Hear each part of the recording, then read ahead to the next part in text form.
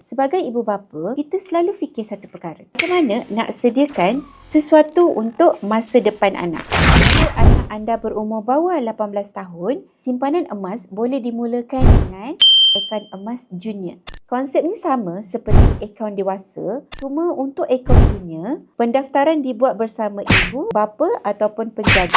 Menariknya, simpanan ni kita boleh mula serendah RM50 sebulan melalui auto debit GAP minimum 12 bulan. Tanpa perlu ingat tarikh, tanpa perlu buat belian setiap kali gaji. Sebab sistem akan uruskan pembelian emas dan gram emas akan di-update di dalam akaun emas anak. Kalau ada rezeki lebih, mungkin dapat bonus ataupun hari raya ataupun duit akikah. Anda juga boleh tambah bila-bila masa. Sikit demi sikit bukan untuk hari ni tetapi untuk masa depan anak yang lebih cerah.